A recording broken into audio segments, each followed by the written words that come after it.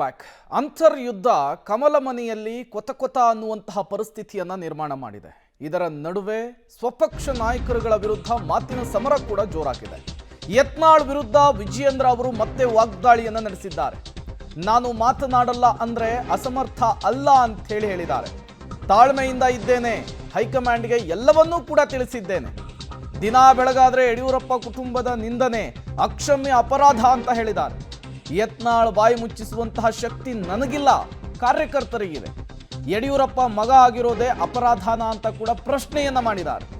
ಯತ್ನಾಳ್ ಉಚ್ಚಾಟನೆಯ ಬಗ್ಗೆ ವರಿಷ್ಠರಿಗೆ ದೂರನ್ನ ಕೊಟ್ಟಿಲ್ಲ ಅಂತ ಹೇಳಿ ಸ್ಪಷ್ಟನೆ ಕೊಟ್ಟಿದ್ದಾರೆ. ಮುಂದಿನ ದಿನಗಳಲ್ಲಿ ಎಲ್ಲದಕ್ಕೂ ಕೂಡ ಸರಿಯಾದ ಉತ್ತರ ಸಿಗುತ್ತೆ ಅಂತ ಹೇಳಿ ದೆಹಲಿಯಿಂದ ಬಂದ ಬಳಿಕ BY ವಿಜಯೇಂದ್ರ ಹೇಳಿಕೆಯನ್ನು ಕೊಟ್ಟಿರುವಂಥದ್ದು.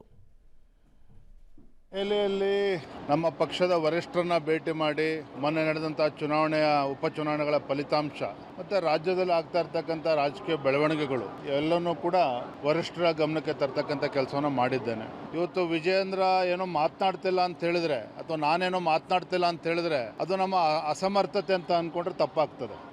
ಹೈಕಮಾಂಡ್ ಕೂಡ ಎಲ್ಲವನ್ನು ಕೂಡ ಗಮನಿಸ್ತಾ ಇದ್ದಾರೆ. ಪಕ್ಷದ ವರಿಷ್ಠರಿಗೆ ನಾನು ಮಾಡ್ತಾ ಇರ್ತಕ್ಕಂಥ ಪ್ರಯತ್ನದ ಬಗ್ಗೆ ಸಮಾಧಾನ ಇದೆ.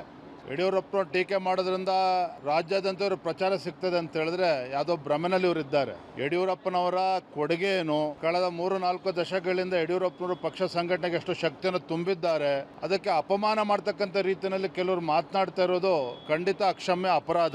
ಇದರ ನಡುವೆನೂ ಸಹ ನಾನು ತಾಳ್ಮೆನ ಹಿಡ್ಕೊಂಡು ವರಿಷ್ಠರು ಇವತ್ತೇನು ಇಷ್ಟು ದೊಡ್ಡ ಜವಾಬ್ದಾರಿಯನ್ನು ಕೊಟ್ಟಿದ್ದಾರೆ, ಆ ಜವಾಬ್ದಾರಿಯನ್ನ ನನ್ನ ಸಾಮರ್ಥ್ಯಕ್ಕೂ ಮೀರಿ ನಿಭಾಯಿಸ್ತಕ್ಕಂಥ ಪ್ರಯತ್ನ ನಾನು ಮಾಡ್ತಾ ಇದ್ದೇನೆ, ಯಶಸ್ಸನ್ನು ಕೂಡ ಆಗ್ತಾ ಇದ್ದೇನೆ. ಇವ್ರು ಯಾರು ಹೇಳಿಕೆಗಳನ್ನು ಕೊಡ್ತಾರೆ, ಇವ್ರು ಬಾಯಿ ಮುಚ್ಚಿಸ್ತಕ್ಕಂಥ ಶಕ್ತಿ ಅಂತೂ ನನಗಿಲ್ಲ. ಅದರ ಕಾರ್ಯಕರ್ತರು ಖಂಡಿತ ಇದೆ. ಒಂದಿನ ಸರಿ 2 ದಿನ ಸರಿ ದಿನ ಬೆಳಗಾದ್ರೂ ಕೂಡ ಯಡಿಯೂರಪ್ಪನ ಟೀಕೆ ಮಾಡ್ತಕ್ಕಂಥದ್ದು, ರಾಜ್ಯದ ಅಧ್ಯಕ್ಷರ ಬಗ್ಗೆ ಟೀಕೆಯನ್ನ ಮಾಡ್ತಾ ಇರ್ತಕ್ಕಂಥದ್ದು, ಕಾರ್ಯಕರ್ತರಂತೂ ಸಾಕಷ್ಟು ಬೇಸತ್ತಿದ್ದಾರೆ. ಈ ನಡವಳಿಕೆಯಿಂದ ಅಥವಾ ಯಡಿಯೂರಪ್ಪನವ್ರು ಬಯೋದ್ರಿಂದ ಅವರೇನೋ ರಾಜ್ಯದಲ್ಲಿ ಎತ್ತರಕ್ಕೆ ಬೆಳೀತಾರೆ ಅನ್ನೋ ಭ್ರಮೆನಲ್ಲಿದ್ದರೆ ಖಂಡಿತ ಅದು ಸಾಧ್ಯ ಇಲ್ಲ. ಕಾರ್ಯಕರ್ತರು ಕೂಡ ಇಡೀ ಶಾಪವನ್ನು ಹಾಕ್ತಾ ಇದ್ದಾರೆ.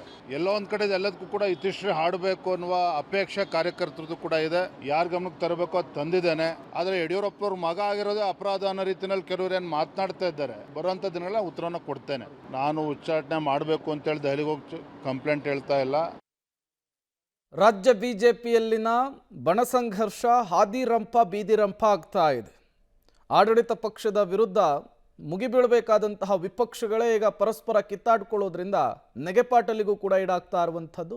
ನೋಡೋಣ ಈ ಮಾತಿನ ಸಮರ ಎಲ್ಲಿಗೆ ಹೋಗಿ ನಿಲ್ಲುತ್ತೆ, ಬಣಸಂಘರ್ಷಕ್ಕೆ ವರಿಷ್ಠರು ಯಾವ ರೀತಿಯ ಮದ್ದು ಅಥವಾ ಮುಲಾಮನ್ನ ಅರಿತಾರೆ ಅಂಥೇಳಿ. ಈಗಾಗಲೇ ಯತ್ನಾಳ್ ವಿರುದ್ಧ ವಿಜಯೇಂದ್ರ ವಿರುದ್ಧ ಯತ್ನಾಳ್ ಹೇಳಿಕೆ ಪ್ರತಿ ಹೇಳಿಕೆ ಏಟಿಗೆ ಎದುರೇಟನ್ನು ಕೊಡೋದ್ರಲ್ಲಿ ಬ್ಯುಸಿ ಆಗಿದ್ದಾರೆ. ಮತ್ತೇನೆಲ್ಲ ಬೆಳವಣಿಗೆಗಳಾಗುತ್ತೆ, ಎಲ್ಲಿಗೆ ಹೋಗಿ ನಿಲ್ಲುತ್ತೆ ಇದು ಅಂಥೇಳಿ.